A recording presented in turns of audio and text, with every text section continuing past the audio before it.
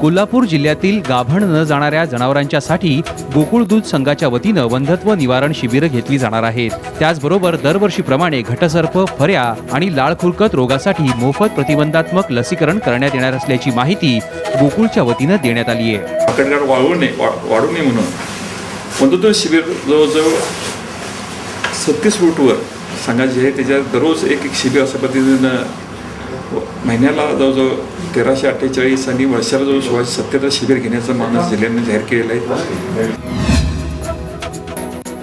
कल्याण कृषी उत्पन्न बाजार समिती ठाणे जिल्ह्यातील सगळ्यात मोठी बाजार समिती आहे।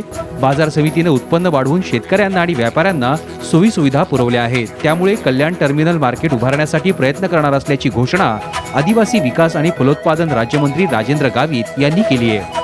बाजार समितीच्या आवारात उभारण्यात आलेल्या नव्या इमारतीचा लोकार्पण सोहळा गावित यांच्या हस्ते झाला। त्यावेळी ते बोलत होते। यावेळी शेतकरी मेळाव्याचंही आयोजन करण्यात आलं होतं। कृषी उत्पन्न बाजार समितीचे जे धोरण आहे की शेतकरी हा त्या ठिकाणी त्याची पिळवणूक होऊ नये, व्यापाऱ्यांकडून त्यांची पिळवणूक होऊ नये म्हणून या ठिकाणी खऱ्या अर्थाने ही बाजारपेठ झाली पाहिजे। इथल्या आदिवासींना खऱ्या अर्थाने आपण जे म्हणतात ती वस्तुस्थिती आहे की खऱ्या अर्थाने आदिवासींना ती बाजारपेठेचा त्याचा लाभ घेता येत नाही, परंतु भविष्य काळामध्ये या ठिकाणी आम्ही एक नव्याने एक मटेरियल मार्केटिंग म्हणून आम्ही या ठिकाणी आपण कल्याणला करतो आहोत आणि त्या आधारे इथल्या आदिवासी शेतकऱ्यांना सुद्धा त्याच्या चांगल्या प्रकारे त्या बाजारपेठेचा लाभ घेता येईल।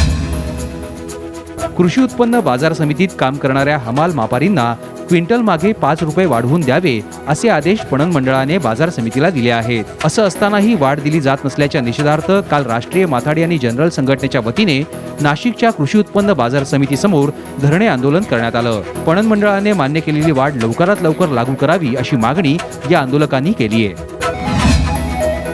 नाशिक जिल्हा मध्यवर्ती बँकेने शेतकऱ्यांकडून सक्तीची कर्जवसुली थांबवावी अशी मागणी नाशिक जिल्हा स्वाभिमानी शेतकरी संघटनेने केली आहे। मंगळवारी नाशिक जिल्हा मध्यवर्ती बँकेत शेतकऱ्यांनी या मागणीसाठी धरणं आंदोलन केलं। गेल्या 2 वर्षांपासून दुष्काळी परिस्थिती असल्याने तसंच शेतमालास रास्त भाव मिळत नसल्याने घेतलेलं कर्ज फेडण्यास शेतकरी असमर्थ आहेत। त्यातच बँकेचे कर्मचारी शेतकऱ्यांना दमबाजी करत असल्याचा आरोपही शेतकऱ्यांनी केलाय। ही जुलमी वसुली आम्हाला नको आहे। त्यानंतर या बँकेमध्ये जो भ्रष्टाचार झालेला आहे या भ्रष्टाचार काढला गेला पाहिजे। त्याच्यानंतर या बँकेमध्ये जे 55 बोखवांनी कर्ज घेतलेलं आहे या कर्ज त्यांचं वसूल न करता या सामान्य शेतकऱ्याकडे बोट दाखवून या शेतकऱ्यांना त्रास देण्याचं जे NDC बँकेने चालू केलं आहे हे कुठंतरी थांबलं पाहिजे।